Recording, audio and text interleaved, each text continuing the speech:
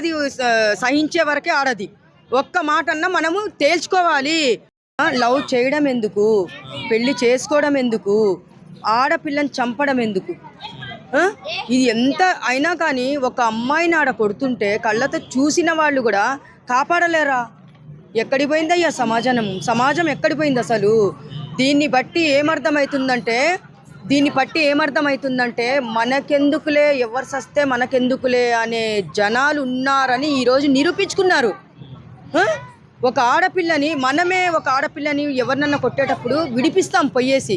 అది విడిపిస్తే మనకు ఎంత గౌరవము, ఎంత మనకు పేరుంటుంది. అలాంటిది ఆ అమ్మాయిని కొడుతుంటే అక్కడ ఒక చూస్తున్నాడు, వాడు పోయి విడిపించలేడా? వాళ్ళ ఇంట్లో చెల్లినో తల్లినో ఇలాగే చంపడానికి పోయినప్పుడు వాళ్ళు కాపాడుకోరా? అదే నా తల్లి నా చెల్లి అనుకోవచ్చు కదా. మరీ ఎక్కడికి పోతుంది సమాజం? మరి అసలు నాకు అర్థం కావట్లేదు. హస్బెండ్ గురించి ప్రేమించి పెళ్లి చేసుకుని అంత దారుణంగా కొట్టాల్సినంత చిన్న గొడవలు వస్తుంటే పోతుంటాయి. అవును, ఇప్పుడు ప్రతి ఒక్క ఇంట్లో మిడిల్ క్లాస్ కాదు, లో క్లాస్ కాదు, డబ్బున్న వాళ్ళ ఇళ్లలో కూడా పెద్ద పెద్ద గొడవలే, చంపుకునేంత గొడవలు కూడా ఉన్నాయి. దీంట్లో మనం ఏం చేయాలి?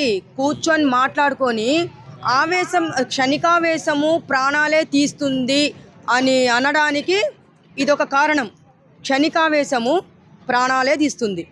అదే కూర్చొని కూలుగా మాట్లాడుకుంటే అక్కడికి దేవుడు అనేవాడు, అక్కడికి ఆయుష్ గట్టిగా ఉందని చెప్పి ఇంకా కొన్ని రోజులు బతుకుతారు. కానీ క్షణికావేశం అనేది ప్రాణాలు తీసుకుంటూ పోతుంటే ఇప్పుడు లైఫ్లో ఆడపిల్లలకి ఎక్కడ రక్షణ ఉంది? ఇప్పుడు నాకు ఉందయ్యా, ఉదాహరణకి నేను చెప్తాను. ఇప్పుడు ఇక్కడ ఎవరైనా కొట్టేటప్పుడు 100 మంది వచ్చి ఇడిపిస్తారు. కానీ ఆ అమ్మాయిని అంత కొడుతుంటే అక్కడ చూస్తూ ఉన్నారు, కానీ ఎవరన్నా విడిపించారా? నిజంగా సమాజం అనేది సిగ్గుపడాలి. ఆయన చూస్తూ ఉండే వాళ్ళ చెల్లిని తల్లిని గుర్తు చేసుకొని ఎవరైనా సరే. నేను ఒక క్వశ్చన్ వేస్తాను, ఒకటి చెప్తున్నాను, క్వశ్చన్ కాదు, ఒకటి చెప్తున్నాను.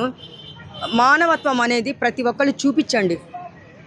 మా అమ్మాయే కాదు, మా చెల్లె కాదు అని మా చెల్లెలా మా అక్కనా అని తుడుచుకొని పోతే పోనీ అని వదిలేసుకొని పోతున్నారు. యాక్సిడెంట్ అయినా కానీ చాలా వీడియోస్లో చూశాను. యాక్సిడెంట్ అయినా కానీ అక్కడికి పోయి సెల్ఫీలు తీసుకునే వాళ్ళు కూడా చూసాం మనము న్యూస్లలో. అవసరమా ఇవన్నీ? మానవత్వం చూపించి మన ఆడపిల్ల కాదు, మన తల్లి మన చెల్లి అనుకొని ఎక్కడ గొడవలు జరిగినా మీరెళ్ళి ఒక ప్రాణాన్ని కాపాడితే ఒక అమ్మాయి లైఫ్ నిలబడుతుంది. శిక్షలు ఎలా ఉండాలి? ఎట్లాంటి క్రైమ్స్ హస్బెండ్స్ ఇట్లా విపరీతంగా కొట్టాడు కదా, అవును, శిక్షలు చాలా చాలా కఠినమైన శిక్షలు రావాలి దీనికి. ఇప్పుడు నా గురించి కూడా నేను చెప్పాలి. ఇక్కడికి వచ్చి మా హస్బెండ్ ఏదో వాగాడని చెప్పేసి నిన్ననే నేను ఉమెన్ పిఎస్లో కేసు పెట్టాను. వాడికి కౌన్సిలింగ్ ఇప్పించాను. పంజాగుట్టకు రేపు తీసుకోబోతున్నారు. ఏమైతే మనం ఇంట్లో కూర్చొని మనం నిరూపించుకోవాలి. ఒక మాట అన్నా పడకూడదు. ఒక ఆడది సహించే వరకే ఆడది. ఒక్క మాట అన్నా మనము తేల్చుకొని మనం వదిలిపెట్టకూడదు అని మనం అట్లా మాట్లాడాలి. శిక్షలు ఎలా రావాలంటే, ఇప్పుడు రేప్ చేసిన అమ్మాయిల్ని ఎన్కౌంటర్ చేస్తున్నారు, అవునా కదా? అయితే ఇంకోటి ఏంటంటే, ఇలాంటి లవ్ చేసి ఆడపిల్లల్ని తీసుకోపోయి 8 నెలలు సంవత్సరం ఉండి చంపేసే వాళ్ళని కూడా ఎన్కౌంటర్ చేయాలి. భార్యని కష్టపెట్టి నరకం చూపించే వాళ్ళనే కాదు ఎన్కౌంటర్ చేసేది, వీళ్ళని కూడా చేయాలి. భర్తలని కాదు, ఒక అమ్మాయిని రేప్ చేసి చంపడానికి కాదు, భర్తల్ని కూడా ఎన్కౌంటర్ చేసి పడే శిక్షలు వస్తే ఇంకొకళ్ళు పెళ్లి చేసుకొని హ్యాపీగా చూసుకోవాలన్నా కానీ ఇలాంటి శిక్షలు వస్తే బాగుంటుంది అనిపిస్తుంది నాకు.